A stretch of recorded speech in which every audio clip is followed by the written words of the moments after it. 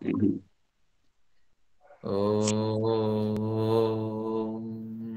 स्तुता मया वरदा वेदमाता प्रचोदयन्तां पावमानि द्विजानाम् आयुः प्राणं प्रजां पशुं कीर्तिं द्रविणं ब्रह्मवर्चसम् मह्यं दत्त्वा व्रजत ब्रह्मलोकम्। ॐ शान्तिः शान्तिः शान्तिः। उस शक्तिमान परमपिता को हम सभी लोग मिलकर के नमन निवेदित करते हैं। हमारा नमन स्वीकार करें। उस ईश्वर की असीम अनुकंपा रही है हम सब पर, जिसके कारण से हम बड़े लंबे समय से उनके गुणगान करते रहे हैं। जैसे ऋषियों ने बताए हैं उसका हमने अनुशीलन किया है। जो संभव है जीवन में उतारने का प्रयत्न करेंगे, क्योंकि जो जानता है वही तो उसका क्रियान्वयन करता है, जो नहीं जानता वो कुछ नहीं कर पाता। तो इसलिए जानना जरूरी है। हमारे शास्त्र में हमने पढ़ा था कि विद्या अमृतम अश्नुते, आनंद तो उसको मिलेगा जो विद्या यानी ज्ञान से युक्त है। जैसे मैंने उदाहरण दिया था, जो बढ़िया ढंग से खाना बनाना जानता है आधे घंटे में खाना स्वादिष्ट खाना बनाएगा, खाएगा, आनंद का अनुभव करेगा, क्योंकि जानने का बनाने का ज्ञान उसके पास है, उसके पास है, वो विद्या है। लेकिन जिसके पास नहीं है वो कुछ ना कुछ बनाता रहेगा, बड़ा लंबा समय भी जाएगा और उसमें निरसता की अनुभूति होगी। तो ज्ञान ही आनंद देता है। जितना आप जुड़े रहेंगे इस तत्व ज्ञान के साथ, ये तत्व ज्ञान उतना आपको अंदर में लेता चला जाएगा। लेकिन ऐसा नहीं है कि हमेशा सुबह शाम इसी में जुड़े रहें।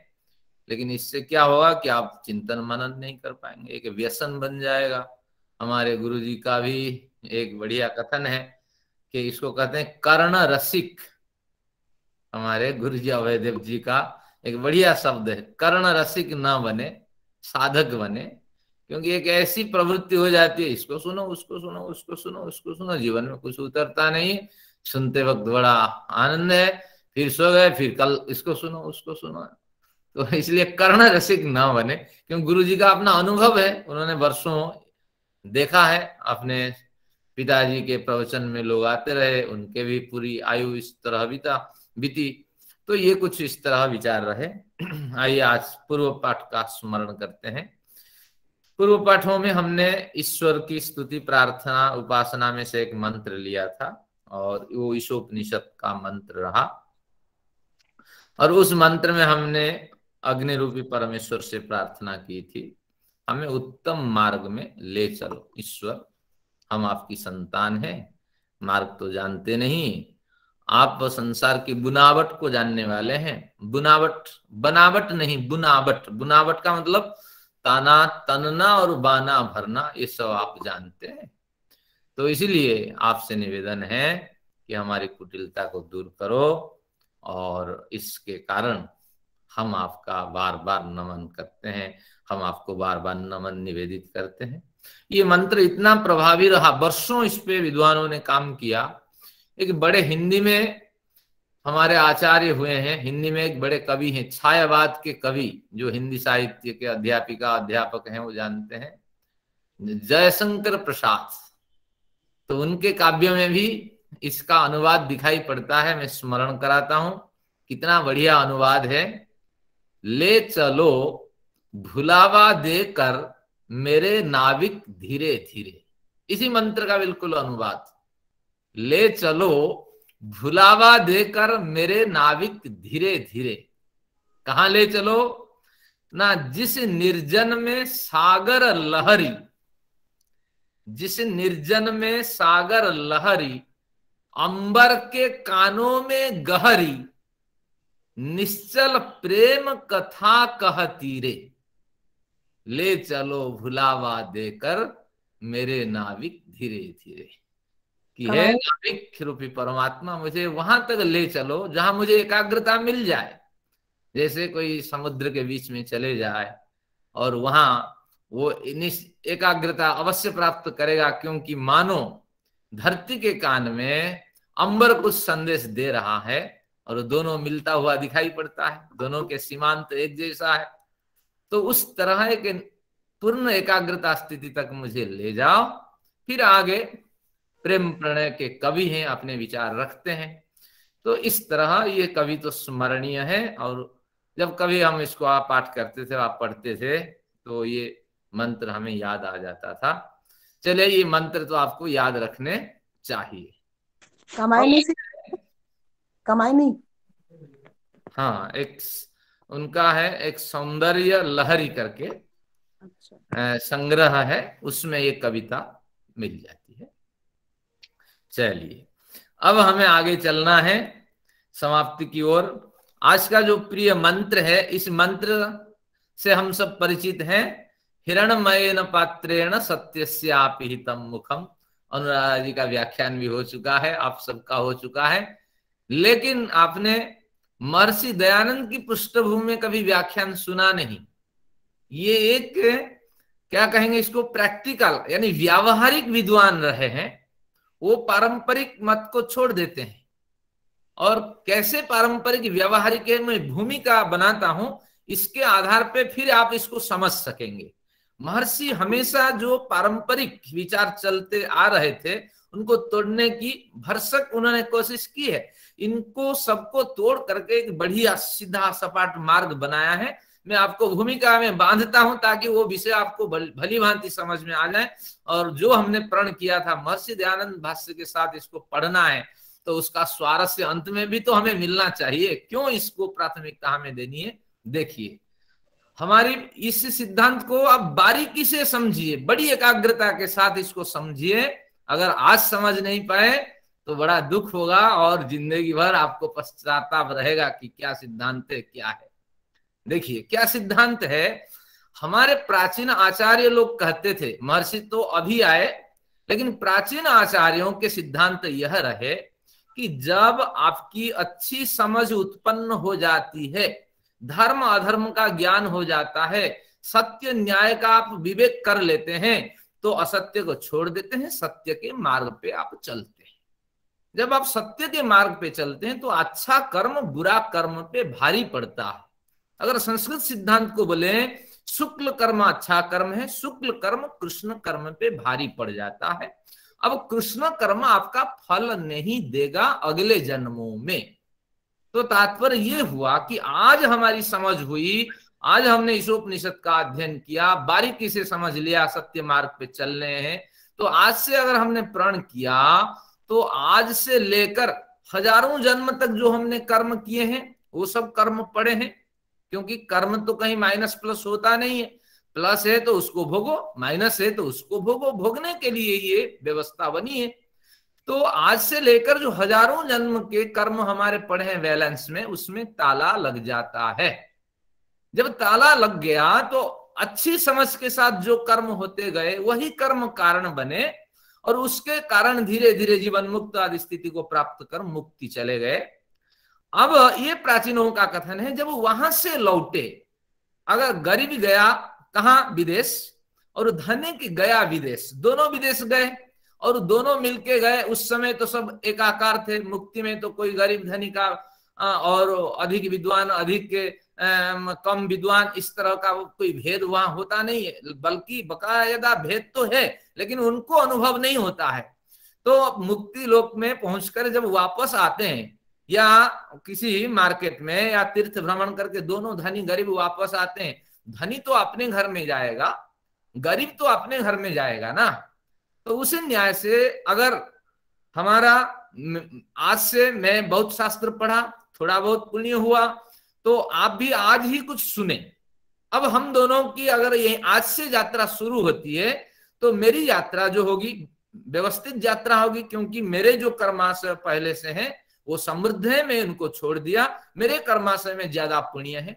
आप आज से सुने और आज से यात्रा शुरू की, आप भी गए मेरे साथ एकाग्रता के कारण, अगर गए तो आपके पाप कर्माशय ज्यादा होगा और वो कर्माशय वहीं पड़ा रहेगा। जब मुक्ति लोक से हम दोनों आएंगे तो फिर आप अपना पाप कर्माशय को प्राप्त करेंगे, मैं मेरा जो पुण्य कर्माशय अधिक है और थोड़ा सा पाप कर्माशय उसको प्राप्त करूंगा। ये प्राचीन आचार्यों का मत है। महर्षि ने यहाँ पे विराम लगा दिया। महर्षि की देन बहुत अधिक है, क्योंकि इसलिए इसमें बयान लगाया कि वो जानते थे कि हमारे जो खन्ना साहब जी है वो हमेशा कहते हैं ईश्वर दयालु है। महर्षि का क्या सिद्धांत है कि जब पाप पुण्य बराबर की स्थिति में होता है तब सामान्य मनुष्य का जन्म होता है। तो वहां से आने पर ईश्वर इतना दयालु है, वो पूर्ण आपको नहीं देंगे। महर्षि का ये सिद्धांत बिल्कुल कहता है, आपके घर में हजारों रुपए रखे हैं, एक के घर में 5,000 रुपए रखे हैं, आप 5,000 और 1,000 के मालिक नहीं होंगे। अगर इस तरह होगा तो फिर क्या होगा कि जो 5,000 का मालिक है वो छलांग लगा करके जल्दी ही फिर तीर्थ में चला जाएगा, और जो 4,000 का विद्वान है, 2,000 का विद्वान है, वो संघर्ष करता रहेगा, जा पाएगा या न जा पाएगा। तो ईश्वर दयालु है, फिर वो पहली पटरी से यात्रा दोनों को देते हैं। भैया बैलेंस तो है उनके पास, कोई बात नहीं, पहली पटरी से यात्रा देते हैं। जिसके पास 5,000 है वहां से 1,000 निकालते हैं, और पुण्य 5,000, जो 5,000 संग्रह है इसमें पुण्य 3,000 है, पाप 2,000 है। 3,000 में से 1,000 पुण्य निकाले, 1,000 पाप निकाले, 2,000 मिला करके उन्होंने उसको जन्म दिया, सामान्य परिवार में जन्म दिया। अब जो पापी व्यक्ति गया था मुक्ति लोक से आया, उसके भी कर्माशय में 2,000 पड़े थे, ये 3,000 पड़े थे, वो उसमें से 1,000 पुण्य निकाला, 1,000 पाप निकाला, और यहीं से यात्रा उनको शुरू करने के लिए दिया कि भैया यहीं से यात्रा शुरू करो, क्योंकि ईश्वर दयालु है।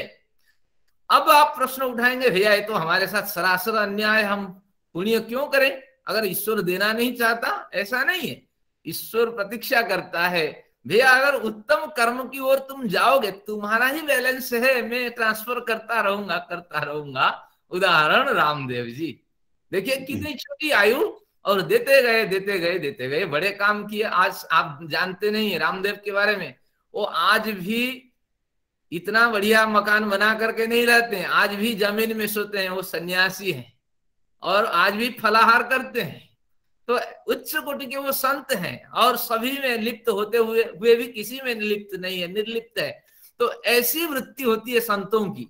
योगी आदित्यनाथ के बारे में भी आप अध्ययन करें, क्योंकि इस लेवल के जो व्यक्ति होते हैं उनका व्यवहार ऐसे ही होता है। तो इसलिए ईश्वर यहाँ ला करके पुराने सिद्धांत को यहाँ तोड़ दिया महर्षि ने कि अरे तुम लोग कुछ नहीं जानते हो, वहां से आके धनी अपने घर जाएगा, गरीब अपने घर जाएगा, तो फिर ईश्वर की न्यायकारिता यहाँ खत्म हो जाएगी। तो इसीलिए पाप पुण्य की बराबर स्थिति में ईश्वर ला के छोड़ देता है, और सामान्य मनुष्य के स्तर में हम जीवन जीते हैं, और जो संयोग मिल जाता है, जो आकस्मिक साधन मिल जाता है, उसी से हम विकास करते हैं या पतन को प्राप्त करते हैं। अगर पतन की ओर जाते हैं, पतन के कर्म वो भेजता रहता है, जाओ इस कर्म के साथ तुम्हारे पतन के कर्म भी जो पड़े हैं वो भी काम आएंगे, तुम फिर गहरे गड्ढे में गिरते हो। और अच्छे मार्ग की ओर अगर जाते हो, आपके अच्छे कर्माशय पढ़े वर्षों वो देता रहता है, फिर तुम जल्दी विकास को प्राप्त करते हो। तो इसमें महर्षि के जो विचार हैं बड़े प्रामाणिक हैं, और ऋषियों के जो प्राचीन आचार्यों के जो विचार है वो बिल्कुल व्यवहार केंद्रित है। और वो चाहते हैं कि हमने 10 कमाया और 10 हमने लुटाया तो बराबर है, यानी इसका तात्पर्य ये हुआ हमने पुण्य कुछ अधिक कमाया और पाप भी कुछ कर लिया, तो जो अधिक पुण्य है उनमें से पाप माइनस हो जाएगा। यही प्राचीनों के विचार है। लेकिन महर्षि के विचार क्या है, भैया पुण्य कमाए हैं तो वो पुण्य को अलग से भोगना है, पाप कमाए हो पाप को अलग से भोगना है। तो ऐसा नहीं कि मैंने दीवार में 2 गेंदें फेंकी और सफेद भी और लाल भी, 2 गेंदें दीवार पे गई, और इसके कारण क्या होगा कि दोनों गेंद ही तो मेरे पास आएगी ना, पुण्य भी, लाल गेंद भी मेरे पास आएगी और सफेद गेंद भी मेरे पास आएगी। तो ऐसा नहीं कि ये दोनों गेंद फेंकते वक्त दोनों में कन्वर्सन हो जाए और एक न आए एक आ जाए, ये बात नहीं है। तो इसी सिद्धांत के आधार पर प्राचीनों के और महर्षि के मत में थोड़ी सी भिन्नता है और ज्यादा व्यवहारिक महर्षि के विचार से है। तो वो जो दयालु परमात्मा हमेशा दया करना चाहता है, तो उसका यहाँ स्मरण है। और आप आज से यात्रा शुरू करें और निश्चित रूप से जो वापस आएंगे फिर पहली पटरी से दयालु परमात्मा आपको भेजेंगे और आपके सारे कर्म बीच बीच में देते रहेंगे, फिर उसके हिसाब से आपका विकास होगा। ये महर्षि के सिद्धांत। तो उस हिसाब से हमने अब तक क्या पढ़ा कि जब हिरणमय पात्र से, हिरणमय अभी तक जो हमने पढ़ा प्राचीनों के भाष्य के आधार पर, हिरणमय पात्र से यानी चकाचौंध भरी इस संसार से क्या होता है कि जब हम प्रभावित हो जाते हैं, यानी संसार के बढ़िया सुंदर भोजन है, संसार का बढ़िया सुंदर भोग है और संसार के जो बढ़िया सुंदर संसार की सुविधाएं हैं, तो उसमें जब हम पिस जाते हैं, उस सुविधा आदि में जब हम फंस जाते हैं तो वास्तविक रहस्य भूल जाते हैं।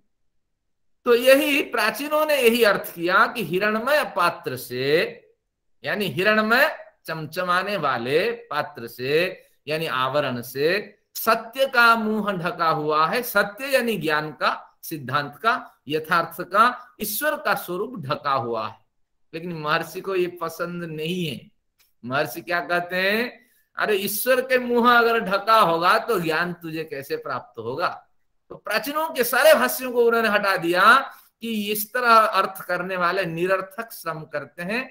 ईश्वर तो कण कण में रम रहे हैं और उसका अनुभव स्पष्ट ही हमें हो रहा है। तो बड़े शब्द प्रमाण इसके अंदर हैं। हम एक एक इसकी समीक्षा करते हैं। पहले महर्षि के विचार को हम समझ लेते हैं। हिंदी में मैं आपको ले जाता हूं। महर्षि क्या कहते हैं, इस मंत्र का अर्थ देखिए। हिरण्मयेन पात्रेण, पहले पात्र का अर्थ करते हैं। पाति रक्ष्यति इति पात्रम, जो आपकी रक्षा करे, आपकी वस्तुओं का रक्षा करे वो पात्र है। आप पानी डालते हैं वो सुरक्षित रखता है, आप भोजन बनाते हैं उससे सुरक्षित रहता है। तो पात्र शब्द का अर्थ रक्षक। तो हिरण्मयेन पात्रेण, एक ऐसा पात्र है और रक्षक है, वो कौन है, परम पिता है। तो परम पिता रूपी पात्र के द्वारा महर्षि इस मंत्र का जो मंत्र की जो हेडिंग देते हैं, ये एक बार देखने लायक है कि अथान्ते मनुष्यान ईश्वर उपदेशति। इस मंत्र की हेडिंग है कि मनुष्यों को अब अंत में ईश्वर कुछ उपदेश देता है। तो क्या उपदेश देता है, ये ईश्वर का वचन इस तरह महर्षि संगति रखते हैं। तो ईश्वर क्या कह रहा है, हमें क्या कह रहा है, देखिए। कहते हैं हिरण्मयेन पात्रेण, ईश्वर हमारा रक्षक है, पात्र के समान है, हर तरह से वो हमारी रक्षा करता है। तो उस ईश्वर के द्वारा, उस मुझ ईश्वर के द्वारा, मैं ईश्वर कैसे हूं ना, हिरणमय हूं, ज्योतिष स्वरूप हूं, चमचमाने वाला हूं। तो इसलिए मुझ प्रकाशमय ईश्वर के द्वारा सत्यस्य अपिहितम मुखम, हाँ, अपिहितम मुखम उद्घाटितम। अब इसको खोलते हैं। पहले अच्छा, अपिहितम का क्या अर्थ है, एक अपि ये उपसर्ग तो नहीं, निपात है। अपि एक निपात है, हितम एक शब्द है। हितम जो है वो धा धातु से बनता है, धारण के अर्थ में। धा को ह आदेश हो जाता है, व्याकरण की कुछ प्रक्रिया होती है। तो इसलिए ये पहले धितम था, धितम को फिर हितम हुआ। तो जब हितम हुआ, हितम का मतलब धारण करना, और अपि जब इसमें जुड़ गया, अपि के भी अर्थ होता है, अपि के और अर्थ होता है, और यहाँ अपि का सब ओर से धारण करने वाला अपिहितम। एक पिहित शब्द चलता है, जो पिहित ढकना अर्थ है। तो वो कैसे होता है कि अपि शब्द से अ का लोप हो जाता है, कुछ व्याकरण प्रक्रिया रहती है तो पिहितम बच जाता है। लेकिन यहाँ कुछ लोप नहीं हुआ है, ऋषि की अपनी अभिव्यक्ति है, अपनी इच्छा है, या व्याकरण में या ऋषियों की ईश्वर की प्रेरणा है। तो यहाँ पिहितम न करके ऋषि ने अपिहितम कहा। तो अपिहितम का मतलब सभी ओर से आच्छादित, सभी ओर से ढका हुआ, ये अर्थ हुआ। तो क्या अर्थ हुआ कि तेजस्वरूप मुझ ईश्वर के द्वारा सत्य का, अभी सत्य को खोलेंगे, जो भी सत्य होगा अभी खुलते हैं, तो उसका जो मुख है, मुख के समान उत्तम अंग जो है वह अपिहितम आच्छादित जो था, तो उसको अपिहितम मुखम मया उद्घाटितम मैंने प्रकाशित किया है। इसको ऋषि ने अपनी तरफ से अध्याहार किया।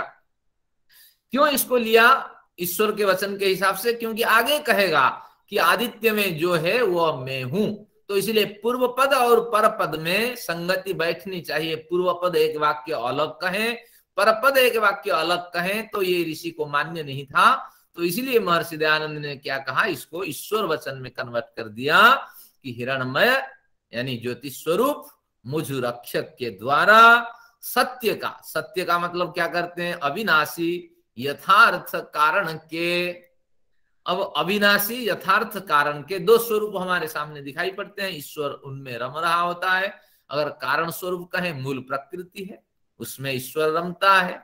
अगर कार्य स्वरूप कहें तो कार्य प्रकृति है, जो आज उपभोग में हम लाते हैं, संतरे, केले और पपीते और जो तरह तरह के मिष्टान स्वादिष्ट पदार्थ है, ये सब कार्य प्रकृति है।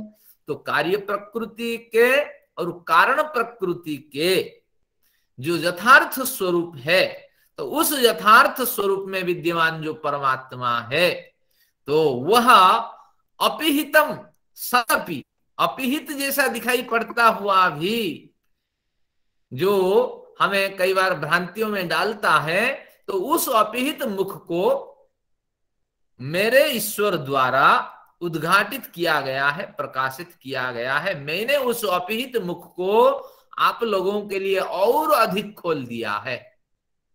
ये इसका महर्षि का अर्थ है। यानी ईश्वरीय सिद्धांत हमेशा स्पष्ट है, वो छिप नहीं सकता। क्यों नहीं छिप सकता? क्योंकि ईश्वर अगर छिपाएगा तो ज्ञान फिर आपको कैसे होगा? तो इसलिए ईश्वरीय सिद्धांत छिपा हुआ नहीं है, ये विस्पष्ट है। अगर विस्पष्ट है तो क्यों नहीं दिखता? तो इसको निरुक्तकार स्पष्ट करते हैं कि नैष स्थाणोरपराधः यदेन मंधो न पश्यति, कि ये स्थाणु का, पत्थर का, वृक्ष का, टहनियों का ये दोष नहीं है कि टहनियों के लगने से व्यक्ति जख्म हो गया और व्यक्ति पीड़ित हो गया, नीचे गिर गया, बल्कि दोष किसका है कि एनम अंधा न पश्यति, जो अंधा व्यक्ति है, मूर्ख व्यक्ति है, वो नहीं देख पाता है।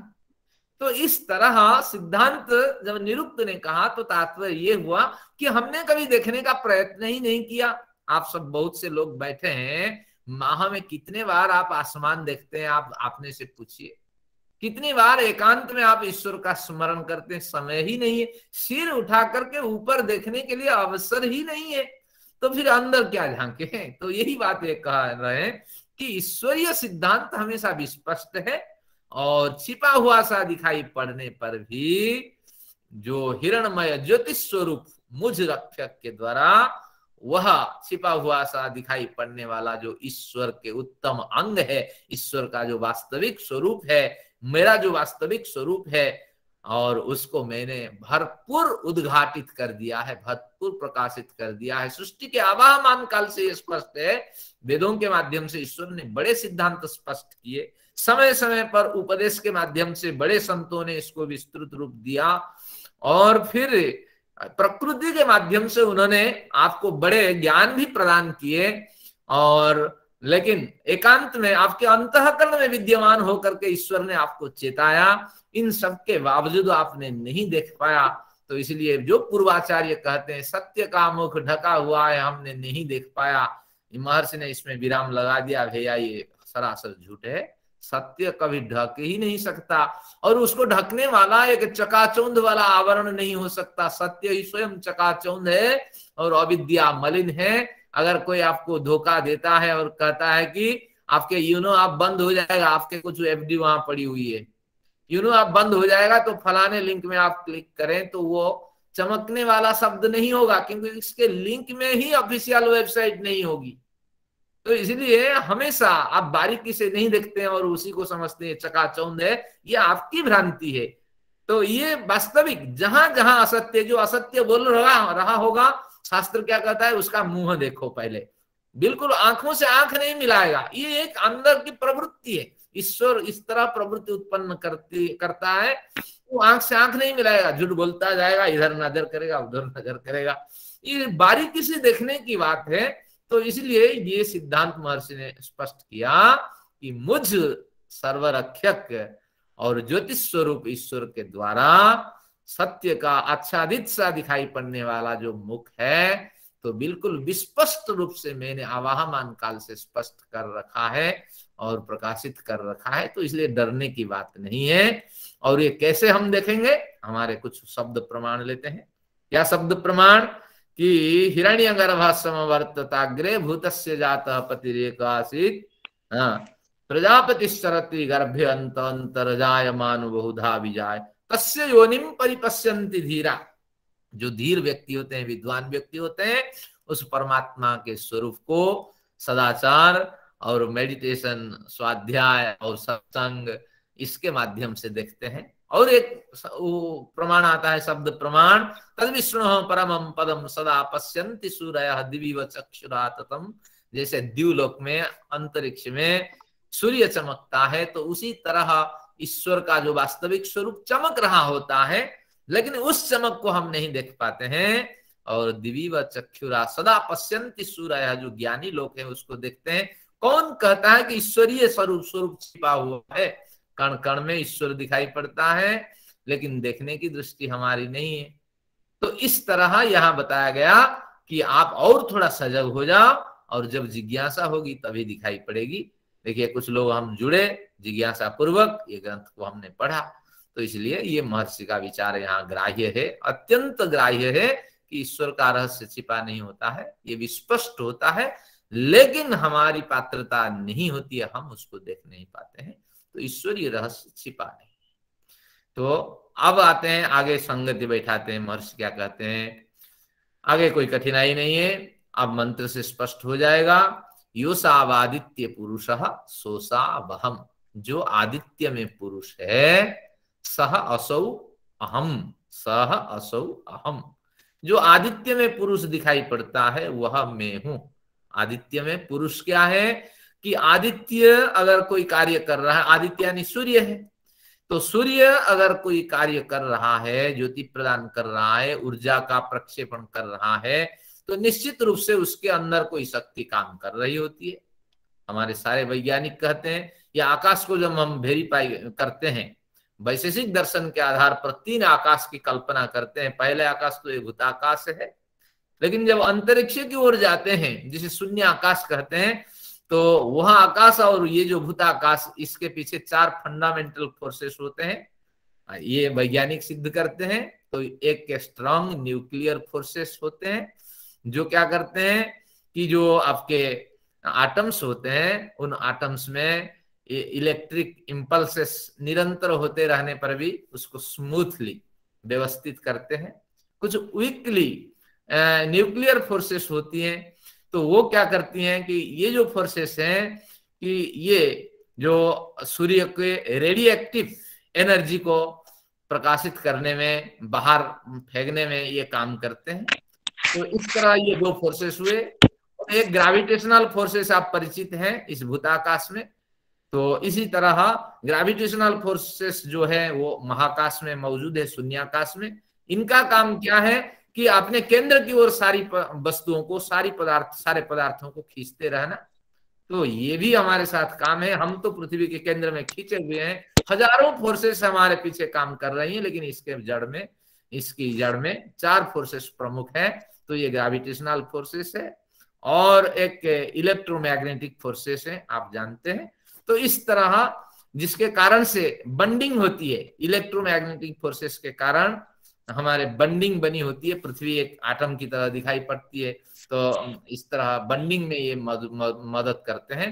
तो ये 4 फोर्सेस, फंडामेंटल फोर्सेस अगर ये सक्रिय हैं, काम करती हैं, तो ये कैसे काम करती हैं और बिल्कुल व्यवस्थित रूप से काम करती हैं। सूर्य बढ़िया सुंदर उष्मा हमें प्रदान करता है, हमें जलाता नहीं है। और क्या ये सूर्य हमारे लिए बना है, या ये जो सारे प्राकृतिक पदार्थ हमारे लिए हैं? अगर हमारे लिए है तो किसने बनाया?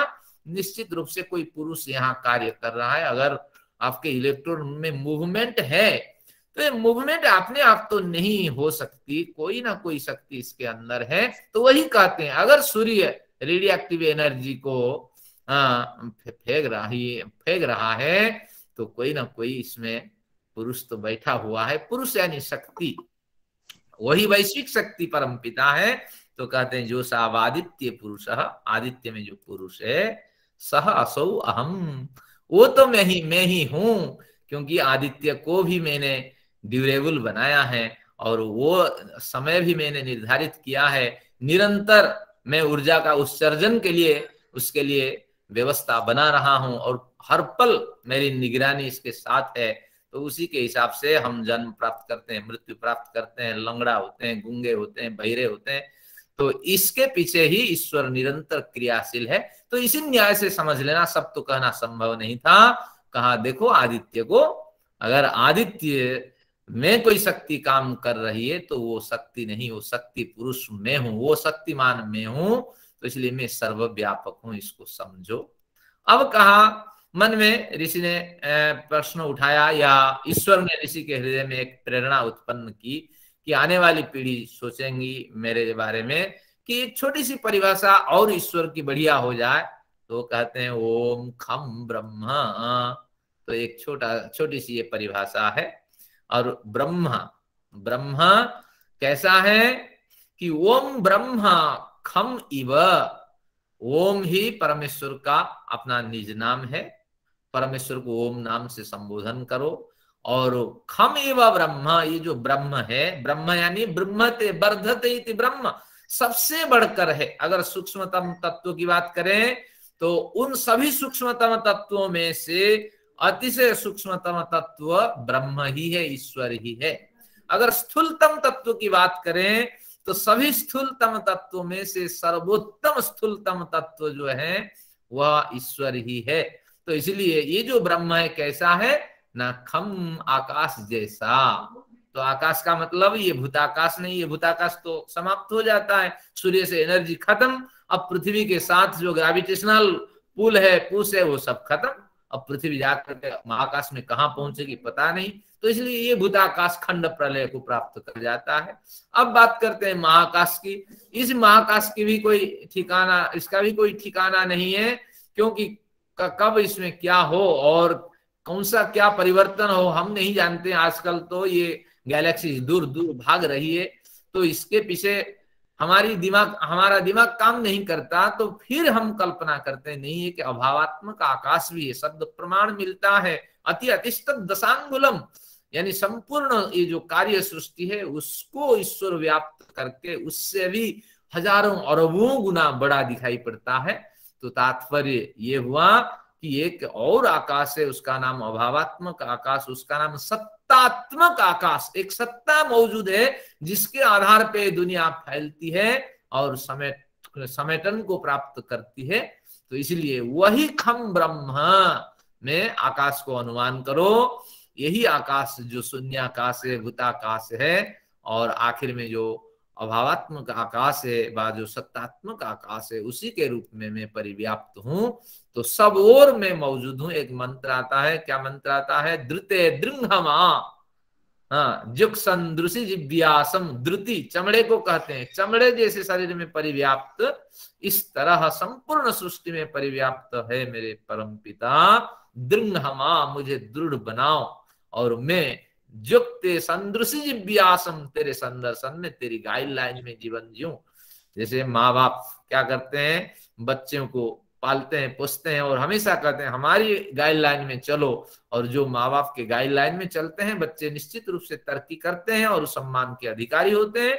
तो इसी तरह ऋषि कहते हैं कि संपूर्ण विश्व में चमड़े के तरह व्याप्त है परम पिता, तुम मुझे दृढ़ करो और मैं आपकी ही गाइडलाइन पे चलना चाहता हूं। आप मेरे पिता बने और मुझे अंदर में प्रेरणा उत्पन्न करते रहें और योग्य समय पर आयु के जो जो पड़ाव में पार करता जाऊं तो उसमें आपका मार्गदर्शन मुझे मिलता रहे। तो इस तरह ये मंत्र बड़ी आध्यात्मिक चेतना को जागृत करने वाला है।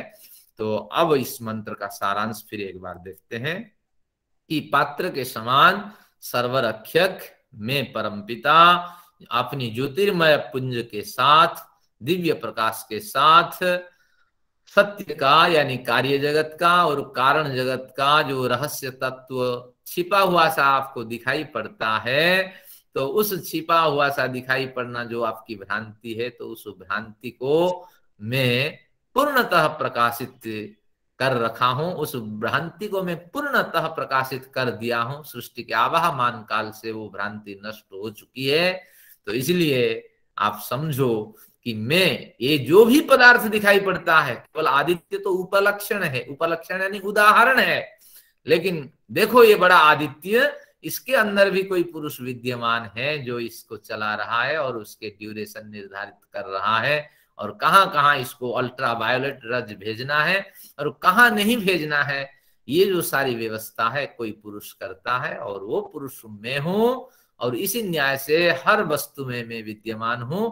मुझे देखने की केवल कमी है, देखने की आवश्यकता है। तो प्रयोगशाला जिस तरह होती है, तो उस तरह योगशाला में आप प्रतिष्ठित हो जाओ। क्या करो ना, वैराग्य को बढ़ाओ, तत्व ज्ञान को बढ़ाओ और साधना आदि अभ्यास में व्रती हो, तब फिर मुझे तुम देख पाओगे। और एक बात याद रखो, मैं बहुत बड़ा हूं, मेरा नाम ओम है, और मैं ये भूताकाश से भी बड़ा हूं, शून्याकाश से भी बड़ा हूं। सत्तात्मक आकाश जैसा मेरा स्वरूप है, मेरा सत्तात्मक आकाश ही मेरा स्वरूप है। तो इस तरह व्यापक मुझे तुम जानो, इस तरह ये ईशोपनिषद की समाप्ति है। जो ईशोपनिषद उत्तर भारत में हम मानते हैं, तो इस ईशोपनिषद की ये पंक्तियां हैं। अब कहते हैं कि बड़ी उपनिषद हमारे समक्ष है। इसमें कहा गया तत्व पूषण अपावृणु सत्य धर्माय दृष्टये। अब ये कहां से आ गया? हमने तो ऐसे पढ़ाया और आप हमें दिखाते हैं कि ये हमारे उपनिषद है। यानी दक्षिण भारत में एक यजुर्वेद चलता है, उत्तर भारत, पूर्व भारत, पश्चिम भारत में एक यजुर्वेद चलता है। जो यजुर्वेद हमने पढ़ा और 17 मंत्रों के साथ जिसकी समाप्ति हुई, ये दक्षिण भारत से भिन्न यजुर्वेद है। इसका नाम है माध्यन्दिन शुक्ल यजुर्वेद। तो क्या होता है कि एक विद्वान, एक बड़े आचार्य रहे हैं, तो उन्होंने अपने विद्यार्थी को नौकरी दे दी। एक बढ़िया बाहर देश से एक बढ़िया विद्यार्थी आया था, बढ़िया परफॉर्म किया था, उसको नौकरी नहीं दी। तब पूछा गया, आप विद्वान है, न्यायी है, ज्ञानी है, गुणी है, तो आपने क्यों नौकरी दे दी? तो उन्होंने कहा असिद्धम बहिरंगम अंतरंगे, कि बाहर जो अंग है, बहिरंग है, वो असिद्ध सिद्ध होता है हमारे पाणिनि के विचार के हिसाब से। इसलिए जो आंतरिक व्यक्ति हैं, अंदर रहने वाले व्यक्ति हैं, जिनपे हमारे गुण दोष सब भरे हुए हैं, तो उनके कारण हमारे विचारधारा का प्रचार प्रसार होगा। तो इसीलिए जो बाहर से आए हैं, मैं उसको असिद्ध सिद्ध करता हूं और अंतरंग को सिद्ध करता हूं। तो इसी न्याय से हमारे जो यहाँ प्रचलित उपनिषद है, इसी में हमें श्रद्धा रखनी चाहिए। लेकिन अगर आप रुचि रखते हैं, नहीं नहीं हमें ये जानना चाहिए ये कहाँ से जो साब आदित्य पुरुष और सोसाब हम, तो फिर मुझे श्रम करना पड़ेगा आपके लिए। अब मैं आपके लिए कुछ श्रम करता हूं। अब आपके लिए क्या श्रम करूं? पहले मंत्र का अर्थ खोल दूं आपके समक्ष। जो दक्षिण भारत में प्रचलित, दक्षिण भारत के सभी प्रांत नहीं, कुछ प्रांतों में प्रचलित उपनिषद है, तो उसमें एक अधिक मंत्र पाया जाता है। वो मंत्र आपके समक्ष है, देखिए मैंने यहाँ नोट कर रखा है। सायणाचार्य जी के काणो यजुर्वेद भाष्य में ईशोपनिषद, सायणाचार्य साउथ के व्यक्ति थे, इन्होंने बड़े रहस्य खोले। ये अगर नहीं होते तो वेदों के बड़े रहस्य नहीं खुलते, लेकिन इनके विचार थोड़ा पौराणिक विचार के आधार पर, क्योंकि 1300 सदी के आसपास ये थे, तो इसलिए उस समय पुराण का बड़ा बोलबाला था, तो इसलिए उसका प्रभाव इन पे पड़ गया। दर्शन आदि के बड़े विद्वान रहे, लेकिन वो उनको स्पर्श नहीं कर पाया। तो उसमें ये मंत्र चलता है, इसका हम पाठ करते हैं, फिर आपके दिखाएंगे तत्वम पूषण अपावृणु कहाँ से आता है। अब इस मंत्र का पाठ करते हैं। ओम पुषन्ने कर से यम सूर्य प्राजापत्य व्यूहरस्मिन् समूह तेजो व्यूहरस्मिन् समूह। यहां तक एक पंक्ति पूरी हो जाती है। एक बार फिर पुषन्ने कर से यम सूर्य प्राजापत्य व्यूहरस्मिन् समूह तेजो यत्ते कल्याणतमं तत्ते पश्यामि योषावसौ पुरुषोऽहमस्मि तेजो यत्ते कल्याणतमं तत्ते पश्यामि सोऽसावसौ पुरुषोऽहमस्मि। एक बार और। पुसन्निकर्षे यम सूर्य प्राजापत्य व्यूहरस्मिन् समूह तेजो यत्ते रूपं कल्याणतमं तत्ते पश्यामि योषावसौ पुरुषोऽहमस्मि। इस तरह एक मंत्र दक्षिण भारत के यजुर्वेद में मिल जाता है। तो यानी वेदों के बड़ी शाखाएं थी, तो शाखाएं दक्षिण भारत में जो प्राप्त होती है उसमें ये अतिरिक्त मंत्र है।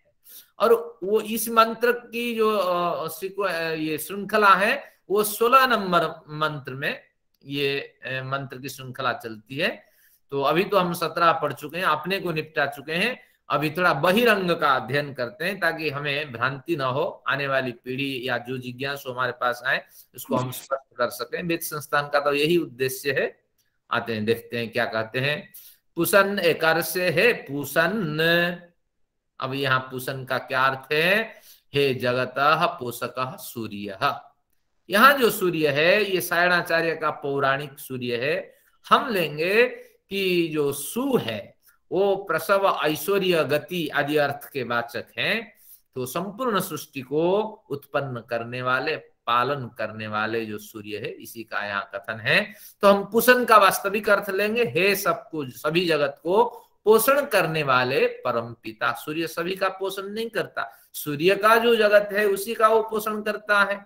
और एक गैलेक्सी में हजारों अरबों तारे हैं और हजारों गैलेक्सी है, हजारों ब्रह्मांड है। तो इस सूर्य को हम पोषक कभी मान नहीं सकते, इसलिए सायणाचार्य के जो पौराणिक अर्थ हैं इसको हम छोड़ देते हैं।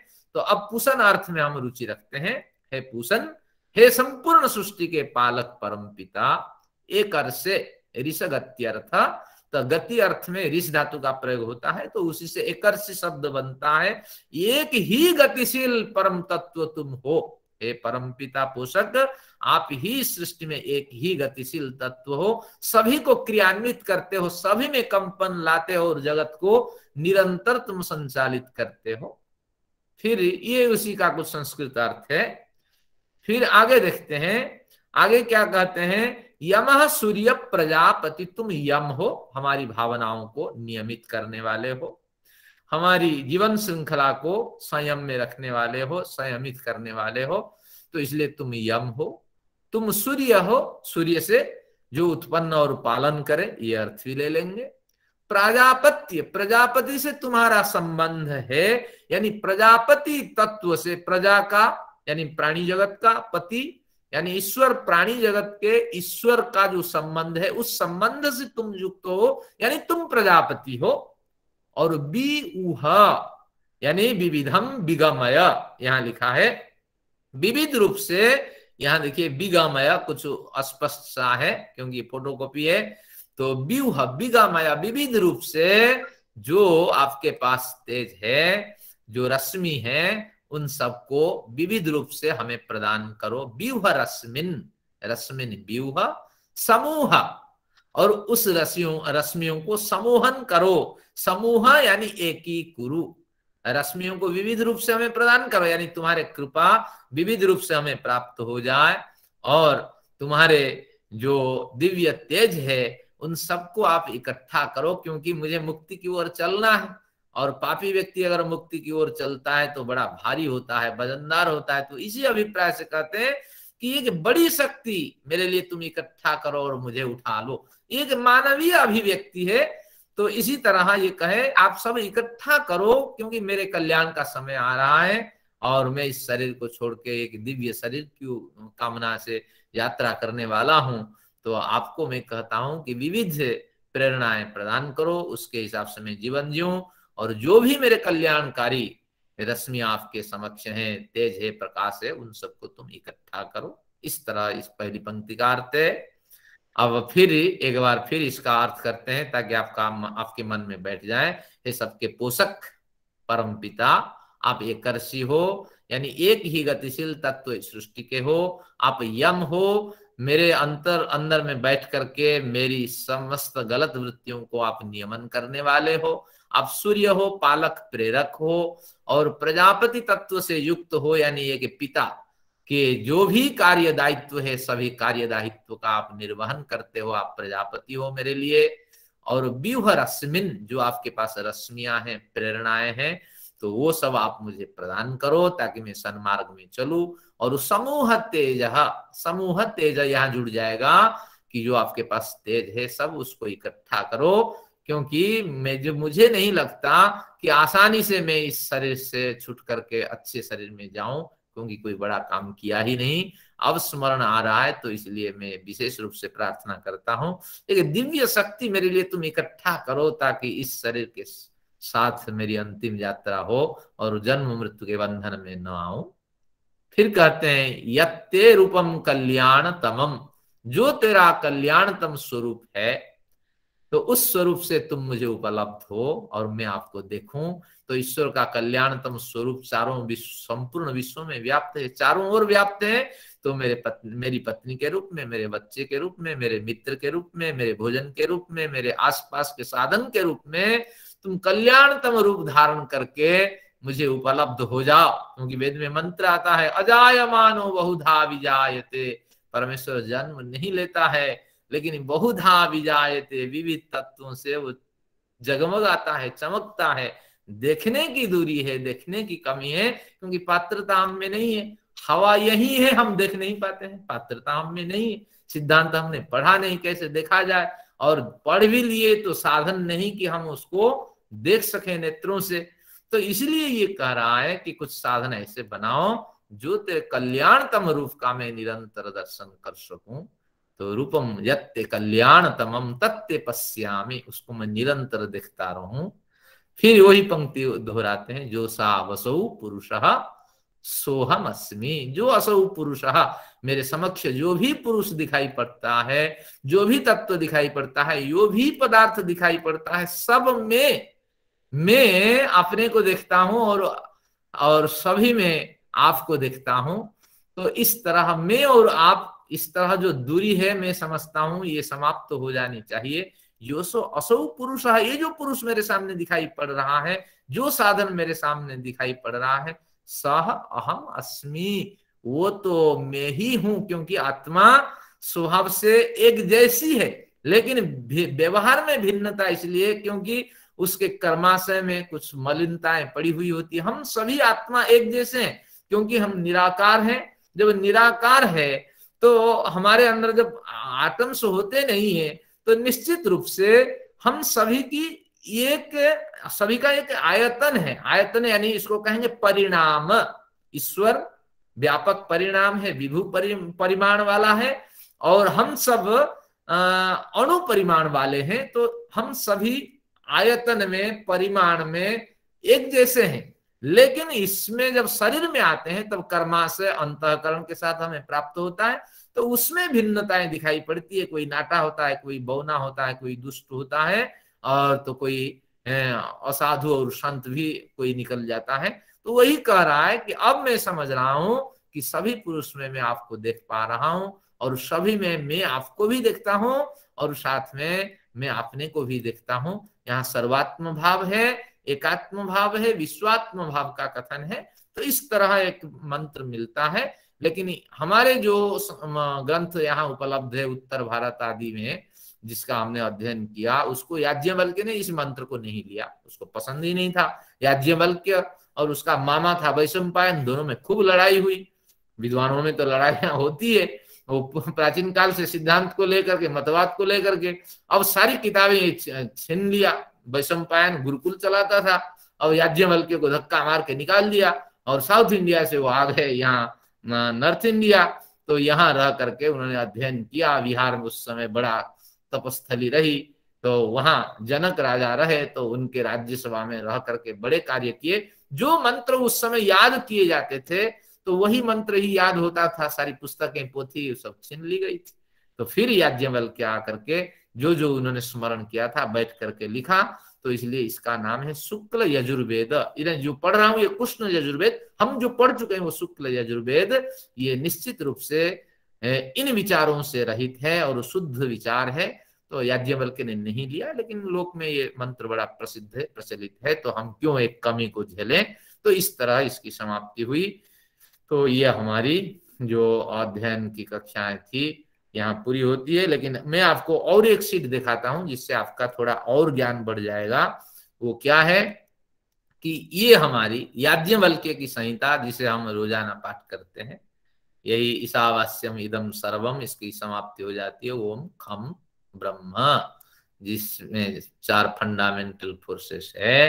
तो उससे भी बढ़कर जो आकाश है तो वही ब्रह्म है, यहाँ ये खत्म हो जाती है। अब फिर क्या इसमें है, अब आते हैं जो वैशंपायन की संहिता है, दक्षिण भारत में प्रचलित है, जिसमें सायण ने बड़े श्रम किए हैं, तो ये संहिता है। अब यहां से इसकी विकृतियां शुरू होती है, और ये क्या विकृतियां हैं जिसके लिए याज्ञवल्क्य लड़ते रहे। तो देखिए, अंधम तमः प्रविशन्ति ये अविद्याम उपासते, ये कवि मनीषी के बाद, अब ये हमारे कवि मनीषी के बाद आता है संभूति च संभूति पहले, इसके बाद विद्या अविद्या। लेकिन वैशंपायन के संहिता में काणु संहिता में ऐसा नहीं है, सायण की संहिता है, पहले विद्या अविद्या की चर्चा है। हमारे सीक्वेंस में चर्चा है कि पहले प्रकृति की चर्चा हो जाए तो फिर ज्ञान की चर्चा होती है, लेकिन उन्होंने इसको अमान्य किया है। तो पहले विद्या अविद्या की इन्होंने चर्चा की, तो फिर इसके बाद फिर विद्या अविद्या की जब चर्चा हो गई तो फिर वो संभूति असंभूति की भी चर्चा उन्होंने की है। जे अविद्याम उपासते विद्याम च यस्तुद वेद भयम स अंधम तम प्रविशन्ति। आगे क्या कहा कि जे असंभूति में उपासते, बिल्कुल वही है। तो अब बाद में इन्हें संभूति असंभूति को लिया है। अब फिर आगे क्या इसमें भेद आया, विनाशेन मृत्युम तीर्त्वा संभूत्यामृतम असुनुदे, पूरा हो गया। अब हिरणमयन पात्रण तुरंत इसने यहाँ ले लिया। अब यही लेकर के यहाँ उन्होंने बदल दिया, किन्होंने, हमारे वैशंपायन जी ने, याज्ञवल्क्य के मामा ने तो नहीं बदला, बल्कि उस परंपरा में ये चलता था, तत्वम पूषण अपावृणु सत्य धर्माय दृष्ट है। पूषा हिरणमय पात्र से सत्य का मुख ढका हुआ है, इसलिए उसका अपावृणु करो, यानी उसको खोल दो, और सत्य धर्मा को अगर देखना आप चाहते हो, सत्य धर्मा परमेश्वर, उसको अगर देखना चाहते हो, निरंतर उसको उन्मुक्त करते रहो ताकि ईश्वर का साक्षात्कार होगा। लेकिन इसमें इसको पसंद नहीं था याज्ञवल्क्य को, उनको और कहीं सोर्स मिला तो उन्होंने इसको बदल दिया। ईश्वर कभी ढक नहीं सकते, बल्कि ईश्वर का सिद्धांत पूरा स्पष्ट है और हम में त्रुटि है। और हमें क्या करना चाहिए, निरंतर श्रम करते रहना चाहिए कि ईश्वर के सिद्धांत को हम कैसे समझ लें। हमारे शरीर के अंदर 2 ही तत्व रहते हैं, यहाँ जीवात्मा परमात्मा। हमने कभी संबंध बनाया ही नहीं, कभी ईश्वर के बारे में सोचा ही नहीं, जिसके कारण से निरंतर हमारी हृदय गतियां चलती है, नस नाड़ियों में खून दौड़ता है। तो ये सारी व्यवस्था होने पर भी कुछ संभव नहीं। तो इस तरह यहाँ 15वें मंत्र में तत्वम पूषण अपावृणु का कथन है। पूषण नेकर से अभी हमने पढ़ा। फिर अब आए वायु रनिलम, जो अमृतम अथेदम, कल की जो चर्चाएं थी यहाँ है, और अग्नेय सुपथा के साथ इस मंत्र को समाप्त कर देते हैं। तो इस तरह इनका कथन था। तो हम भी इस सत्र को यहीं समाप्त करते हैं। अग्नेय सुपथा का अध्ययन करके है ईश्वर, अब हमने आपके हाथ पकड़ लिया है, हम आपकी संतान हैं, अबोध बालक हैं, और आप हमें सन्मार्ग की ओर ले चलो, और जहां आप छोड़ दें वही मंजिल, और जहां पहुंचा दें वही मंजिल। इस भावना के साथ इस मंत्र को पाठ करते हैं और इस कक्षा को विराम देते हैं, और इसको आप हमेशा अभ्यास करते रहें। और ये मंत्र जो 17 जो अंतरंग मंत्र है, बहिरंग को आज छोड़ दीजिए, तो अंतरंग जो मंत्र हैं हमारे यहाँ देश में प्रचलित यजुर्वेद संहिता, तो उनका आप निरंतर स्वाध्याय करते रहें। ओम अग्नेनाय सुपथाराय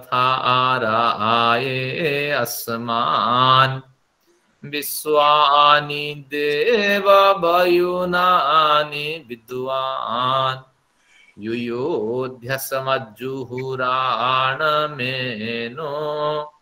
भूयिष्ठां ते नाम उक्तिं विधेम। चलिए, सभी का धन्यवाद। और इसमें 2-3 व्यक्तियों का मैं धन्यवाद करना चाहता हूँ।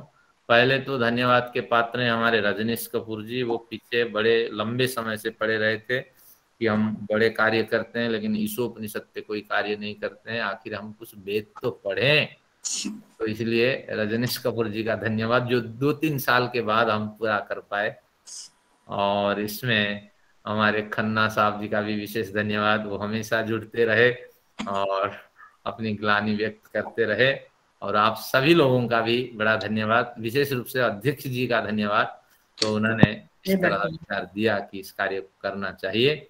और चावला साहब जी का धन्यवाद, जो सपरिवार हमेशा हमारे साथ जुड़े रहे। तो इस कुछ धन्यवाद के साथ मैं सत्र समाप्त करता हूँ। और मैं अपने वेद संस्थान के जो उपाध्यक्ष हैं हीरालाल जी चावला, जो संस्थान के लिए हीरा नहीं पूरे समाज के लिए जो हीरा है, तो उनसे निवेदन करता हूँ कुछ हमारे श्रोताओं को आप अपने विचार दें और सभी का धन्यवाद करें। ओम। वस्तुतः सबसे पहले तो मुझे दास जी का धन्यवाद करना चाहिए, जिन्होंने इतने अध्ययन के बाद ईशोपनिषद के मंत्रों को चुनकर हम सबको इतनी सुंदर व्याख्या कराई, जो निश्चय ही हम सब के लिए एक मार्गदर्शन है। मैं दास जी का विशेष रूप से धन्यवाद करता हूँ। स्वामी विद्यानंद विदेह जी ने एक पुस्तक लिखी है, वैसे तो बहुत पुस्तकें लिखी हैं, ईशोपनिषद। उन्होंने पद्य में भी इनके मंत्रों की व्याख्या की है, वो भी हमारे लिए अनुकरणीय है। हम लोग वो पुस्तक वेद संस्थान से ले सकते हैं, जो अधिक मूल्य की नहीं है, बहुत उचित मूल्य की है, लगभग 20 रुपए। और उस अध्ययन को करने के लिए हम वो पुस्तक भी लेंगे तो हमें बड़ा अच्छा लगेगा। वस्तुतः मुझे एक बात याद आती है, सोई गावन जो तुध भावन। प्रभु की स्तुति वही कर सकता है जो प्रभु को प्यारा है, प्रभु को प्रिय